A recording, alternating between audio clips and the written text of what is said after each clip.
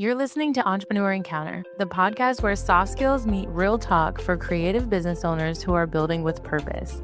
I'm Dana, a Pinterest marketing strategist and agency owner helping wedding pros and creative entrepreneurs get seen without burning out. And I'm Sarah, a business and team strategist who helps small teams and podcasters communicate clearly, lead with empathy, and grow sustainably. Together, we're unpacking the messy, meaningful side of entrepreneurship, from boundaries to burnout, leadership to listening, so you can build a business that actually fits your life.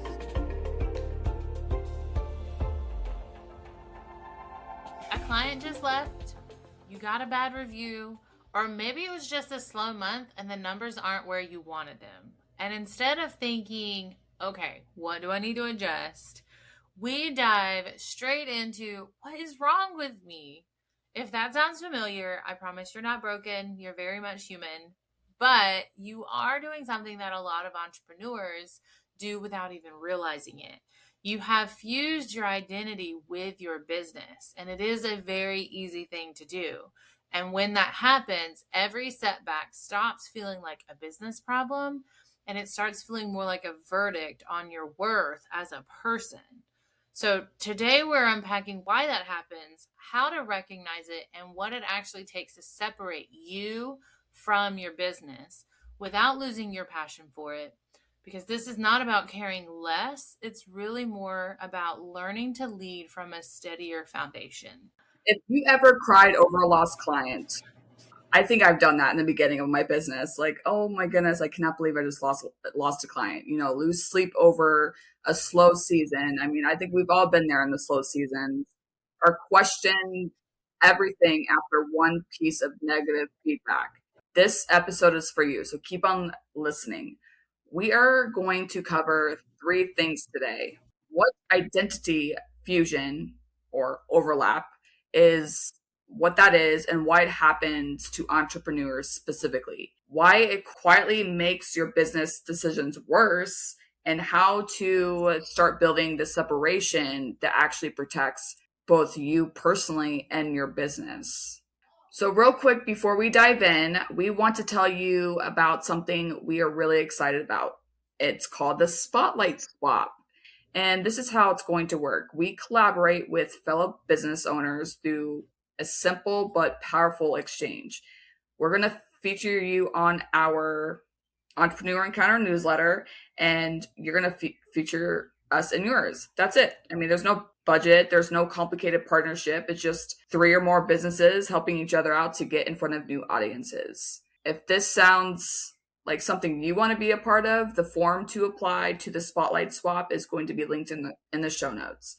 We would love to swap spotlights with you. So go check that out. Okay, so let's get into it. Let's start at the root. Identity overlap is when the line between you as a person and your business essentially disappears. And it makes complete sense that this happens, especially when you're a solopreneur. You built this business, this brand from scratch. You put probably your literal name on it, all of your time, your values, your vision. In a lot of ways, your business is an extension of you. So of course, when something doesn't go right or you get negative feedback, it does feel personal, because of all the things that I meant, like, you've put so much into it, your own everything. But the difference between your business being connected to you and your business being you are 2 different things. And when this overlap happens, you know, a lost client becomes proof you're not good enough. You know, I've lost clients and I always thought, okay, well, I'm not good enough, so why keep doing what I'm doing? You know, a bad review becomes a character attack. You might have, let's say, 10 good reviews, and then you get 1 bad review. That's just one. That, you know, I think that we have to kind of figure out, like, what's, you know, the good reviews. You want to keep that win. You know, like, when you get a bad review, everybody's gonna have something to say. A slow month becomes evidence that you made a mistake even when you're trying. None of that is true, but it feels absolutely true in that moment.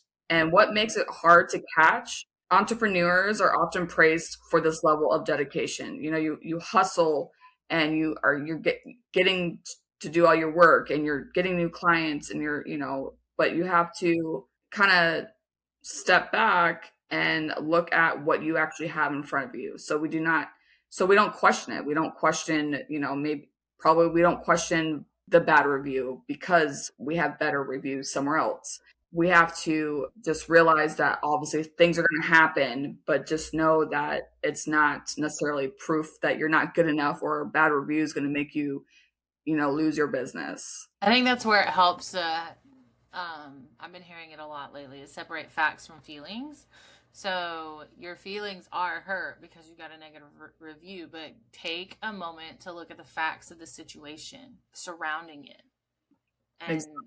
I feel like that will help differentiate just a little bit more. So I want to share a little story with you all. Maybe this will be a little bit relatable for some, but I actually had this conversation the other day and I'm like, I have to talk about this on this episode. So at the beginning of last year, I had a few clients and I actually decided to let go of those clients. And on the surface, that kind of sounds like you're setting your boundaries. I'm winning. That's a win, right? You're setting your boundaries. The reason why I let them go is because they did not align with me. They did not align with my values and my mission. And obviously, as an entrepreneur, you want to work with people that align with you. But I was saying yes to every opportunity that came my way, and that's not really a good thing to do. So I let go of those 3 clients that I had, and I feel like it made me a better business owner because yes, of course, the money was good, and I wanted to prove something. That's how I felt. I wanted to prove something to my family, to my friends, and say yes, I'm a business owner. I have all these clients, and I went in with these. I went in without contracts. There was no protection for me, so that there was mistakes made, and I owned that. So when I let them go, I felt like a failure. So, and then of course, I ended up getting a part-time job because I was in a slow season.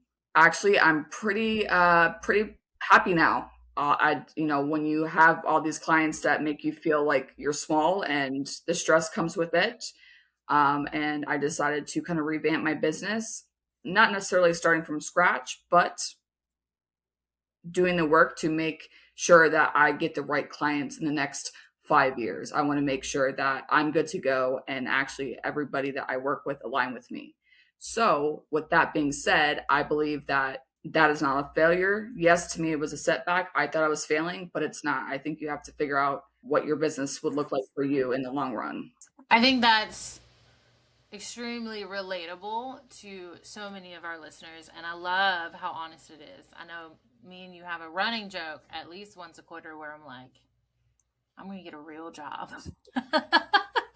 And I know that's not something, I know I'm not alone when I say that, and I do love what I do so much. Mm-hmm. But, so many people just white knuckle through situations and make a different call. They stick with those clients because, they're afraid of not getting something else or feeling that failure. But this distinction that you brought up is setback versus set up. So yes, you took a step back and got that part-time job, but it's helping you set up a stronger foundation moving forward. And I think that's exactly what our listeners need to hear. I know sometimes I even need to hear that, and I need to be reminded,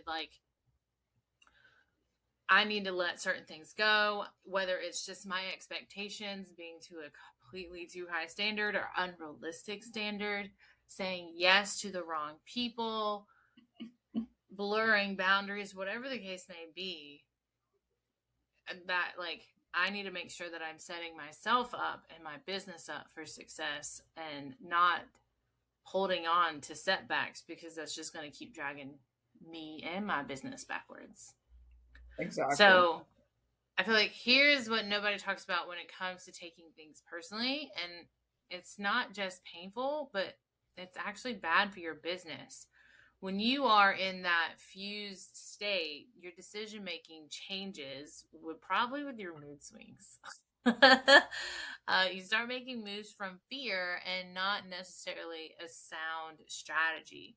Like I said, you're holding on to clients you know you should release because the revenue is there, and that feels safe, because losing them might feel like losing yourself. You're losing revenue, but you avoid feedback because feedback feels like rejection. And that can be feedback you're giving yourself, like, this is not a client for me. Or you underprice, you consistently over deliver and people please. And I'm not saying don't over deliver in the passions and what's within your scope, but I'm saying over deliver and you're doing things outside of your scope of services because you feel like your self-worth is riding on every single transaction. And here's that pattern interrupt. The entrepreneurs who are scaling sustainably are not the ones who care less. They care a lot. It is evident in everything that they put online. It's evident in every proposal that they send and coffee chat they have. They're the ones who have learned to care very clearly. They can look at a slow month and ask, what is the data telling me? Not what is wrong with me. If you're having a slow month, you probably 3 months ago had a slower outreach than normal. So your pipeline trickled. Or it's seasonal. Weddings are seasonal. You'll have an influx of inquiries a few months out of the year, and then it'll just be kind of a slower, steady flow. And then engagement season comes back. So just, look at the data. It's that shift that we're trying to help you make today in seeing what is the data. Separate the facts and feelings, separate yourself from your business so that you can look at the data, create a strategy, a game plan, a task list, and make it happen. Yes. From my experience, the overlap, I think because me personally, and probably everybody else out there, like, I don't want to fail. When we feel that feeling, we don't know how to let it go until we kind of look at the data and take a step back and figure out like what exactly is going on. So we want to give you we want to give you some tools to help you, start separating yourself from your business. Yes, it can be challenging because obviously it is your business, it is your thing that you build, your passion. But there's going to be times when we have to separate the two. So, tool number one, you want to name the narrative in real time. So when something goes wrong, notice the story you immediately jump to, not the facts. So you can say, I lost a client is a fact, or you can say, I lost a client because I'm not good enough. That's just a story that you're telling yourself. You want to be able to catch that story that you're telling yourself and label it so that alone creates the distance. So yes, you lost a client, but you gotta not beat yourself up about it because there's many, many reasons why people lose clients, and it's not because you're not good enough. Because I'm telling you, I think everybody has their own way of doing things, and you're not going to align with everybody. So you just kind of have to, separate that from the distance between you as a business owner and you you personally. Which leads us to tool number 2, which is to create a debrief ritual, not a shame spiral. So using that same example, I lost a client, the same fact. Instead of replaying what went wrong on a loop, give yourself a structured question set. Okay, I lost a client. Now let's ask, whether it's to yourself, your favorite entrepreneur buddy, or your AI tool, whatever it is that you need to debrief with to help you pull the facts. What happened? What was in my control? What would I do differently? What is the next right move? That's a business debrief, not a personal indictment. It's starting to look at the data. What happened to cause the client to move on? Is it purely they lost clients and could no longer afford your services? Are they pivoting and, no longer needing your services? Was there a drop in communication? Like, look at the facts and create that game plan on how to move forward. What's the next right move? What is the next step to move forward? And then tool number 3, you want to build your identity on your values, not your metrics. Like your revenue is not going to define you. It doesn't define who you are.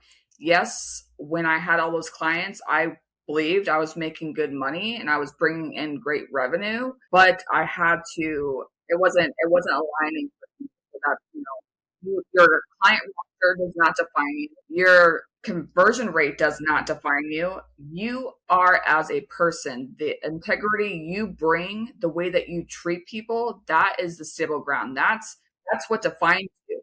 When you're anchored there, a bad month is not going to shake your foundation. So yes, I was having a bad few months last year because I felt stuck.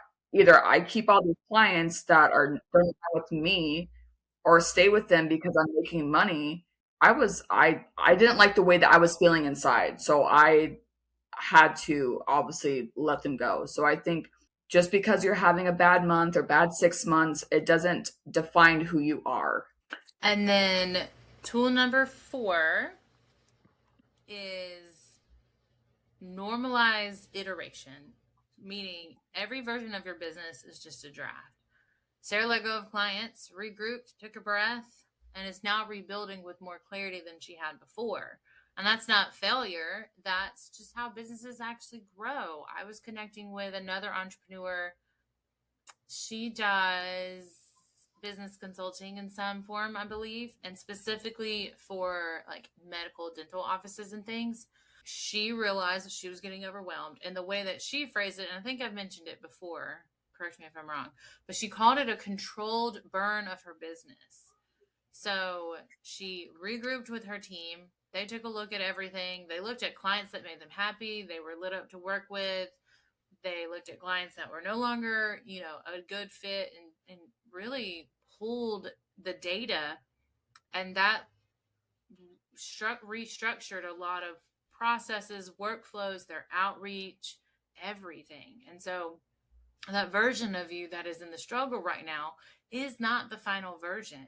And you can love something for 5-10 years and then realize like, I need to start making a pivot, because your life is going to change. You can go from having no kids in a business to 1 kid in a business to 5 kids in a business to taking care of your aging parents in a business to having a home and being like work from home, and then you can be a digital nomad. Like, life changes, and you got to redraft your business to change with you some way, shape, or form. And that doesn't mean it's a failure. It's just a regroup. It's a rebuild. It's clarity on where you want your life to be. Exactly. It's actually pretty fun, like mapping things out and drafting your next chapter, because when you draft that and you write it out, you talk it out, whatever you do, and you're like, wait a minute, like I can see myself doing that, so do whatever you need to do to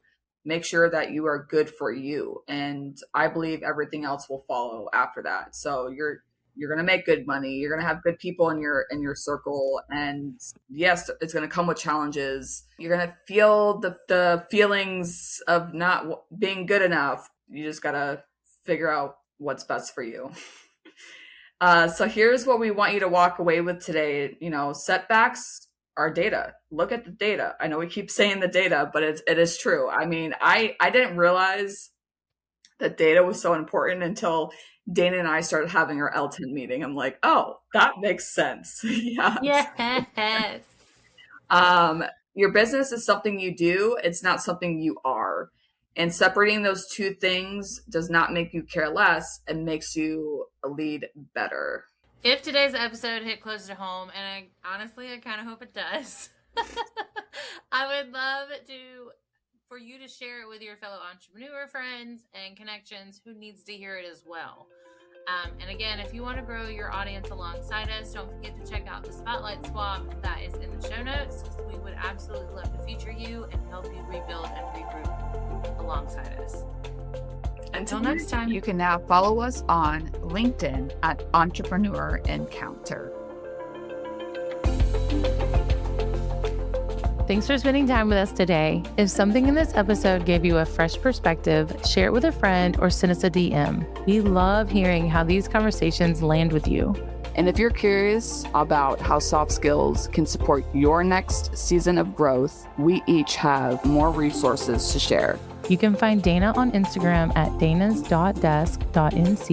for Pinterest strategy and intentional marketing. And Sarah at URMBERT for team development, business leadership, and podcast support. Until next time, keep leading with purpose and growing with intention.